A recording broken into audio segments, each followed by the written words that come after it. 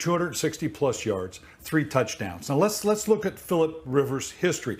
At that pace, he's on a just a little over 500 throw for the year, little under 70% completions, little over 4,200 yards. Let's go back to 2018 when he kind of had the same 500 throw year, right? About the same completion percentage, little, obviously a few fewer yards, 32 touchdowns, 12 interceptions. Now let's go to 2019 last year when he was on a 600 throw year, okay?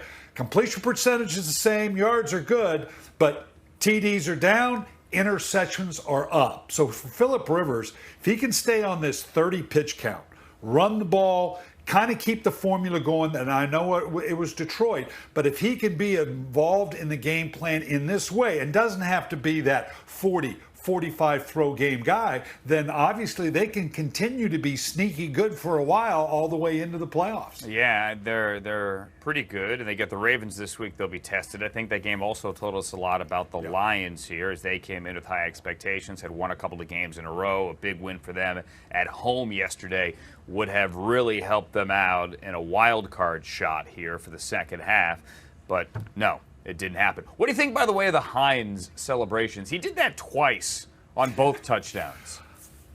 That always amazes me. It was beautiful. I'm with you on that. But when does it occur to you to do that? And how much do you have to practice it? I mean, if it's an instantaneous, you got to give him credit for that. But, I mean, how much do you practice that? That's, as a coach, I'm going, maybe we should be practicing some other things rather than a double flip half gainer with a twist at the end or whatever that was. I'm impressed. I don't, I'm looking at it going, you clearly have some gymnastics in your background here. I want to know more. I want to do like the A Football Life Nyheim Hines gymnastics lead-up backstory. Maybe we'll do that in the offseason. Thank you, Brian Billick. Back a little bit later. I want to talk about those Ravens and what we saw yesterday from Lamar Jackson. It's put us in field goal range, and then special teams, kicking it through and winning the game. There's something that you have to adjust to actually after getting on the field. His clutch gene kicked in. The adjustment was Will Clutch came through in the end. All right, cool. Appreciate much media time. Let me have a little. Cam Jordan crashing down. Let's get back to the fight here. We do expect some kind of discipline, maybe as early as today, for Javon Wims, for just the two-handed combination. You heard Matt Nagy on the podium. He was a little stronger when he did a local radio appearance Monday morning. Take a listen. It was completely senseless. It was stupid. It was selfish. Every word you can possibly think of what he did is unacceptable. That's not good for this game. That's not good for kids that watch the sport of football, and we're not gonna deal with that. Stacey Dales with me now. Was at that game yesterday at Soldier Field. We could talk Bears offense all day long. Let's just talk about Javon Wims here, because it is the one thing that I know everyone there, Stacey, is talking about rather than Nick Foles or Mitch Trubisky. He just lost his cool, and they were down only 3 wideouts after that. Mm-hmm. Yeah, I was just on a Zoom call with head coach Matt Nagy, and he is furious about this incident. He spoke with Javon Wims today. He confirmed that, Andrew. But regardless of the circumstances, the extenuating circumstances of this incident in which he punched Chauncey Gardner-Douglas of the Saints, we've seen the videos on Twitter, whether or not he pulled out his mouth guard or not. This is unacceptable behavior. It can't happen. And it's a reflection of what is happening with the Chicago Bears right now. And it's a reflection, I think Matt Nagy said it best, on the coaching staff and the accountability. They are the most penalized team in the National Football League right now. And last week, leading up to this game, Andrew, they wanted to get back to having some fun. And so they kind of chopped it up a little bit in practice, coming off that really bad Monday Night Football loss to the Rams in Los Angeles. And for this team, though, I think the temper got the best of Javon Wims. Matt Nagy said this isn't the character of this individual, but there will be discipline. We don't know how they're going to levy that discipline.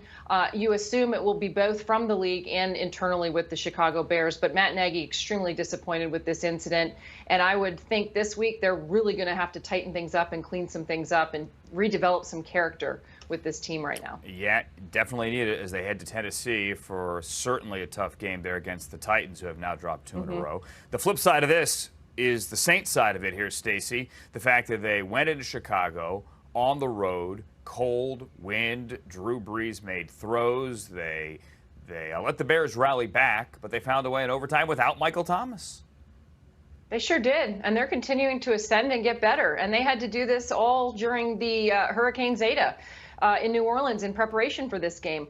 You have to give tremendous credit to Drew Brees. They kept him clean for the most part in this football game. You know, we talk about, I can remember talking with you, Andrew, about a month ago, what's going on with Drew Brees? No Mike Thomas, this or that. 5 air yards per attempt. He is incredibly efficient. If you look at the first half of the last 2 games alone, they have gone into halftime scoring a touchdown.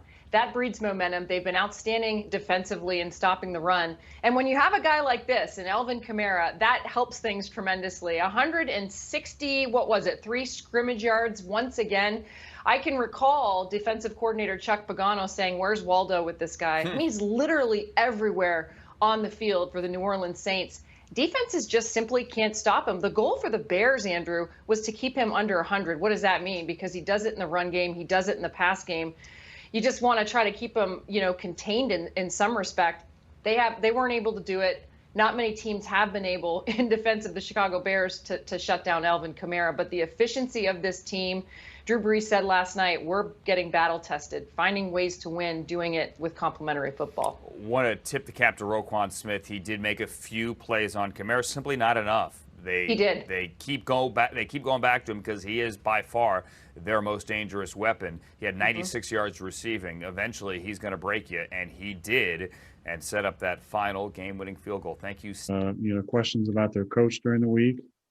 These are one of the games that we need to win. Hopefully, it's just a reality check for us. Thankfully, we have a short week, but we need better performances moving forward. We work so hard every day, limitless hours that nobody know. And losing don't feel good. So getting a win today was most important for me. The stats is a plus, and it come with a great performance, but winning is first for me. Let's get to the Packers side of things first. Hi there, Tom Pelissero, as mentioned. Tom, at that game yesterday, pretty candid there from Aaron Rodgers. Trade deadline coming. They're talking about their coach there. We should have beaten him. Well, now it is a short week, and the short week may not work in their benefit because of the A.J. Dillon positive test this morning. How does this lay out now for the Packers? Well, Andrew, the Packers are holding their meetings virtually today as a precaution after A.J. Dillon found out this morning that he has tested positive for COVID-19. Now, obviously, the first concern is for Dillon and his health. But if you look at this now from a competitive standpoint for the Green Bay Packers, this creates a lot of questions, particularly because this is the first time that we've seen a timing like this on a positive result for a team that plays in the Thursday night game, as the Packers do against the 49ers. They only have 4 running backs on the active roster. A.J. Dillon out for Thursday because of COVID. Aaron Jones has missed the past 2 games because of a calf strain. They don't know if he's going to be healthy enough to participate. Contact tracing now underway, and there are additional questions about if Jamal Williams or Tyler Ervin is considered a close contact, or Dexter Williams, who's the one running back they have on the practice squad. Is there a scenario where the Packers could be without all their running backs on Thursday night? Now, certainly that's not what anybody wants here, but this is part of the protocols that can create some complications, particularly when you're talking about on a 4-day week. There is no way to even go and sign anybody because they won't be able to get through the protocols soon enough to play in that game, Andrew. All right, so they have a running back issue. They also have a run defense issue, which rarely bodes well when you're going to play a Kyle Shanahan team on a short week on the road here. Kirk Cousins only threw the ball 14 times yesterday, Tom, because he didn't have to throw the ball.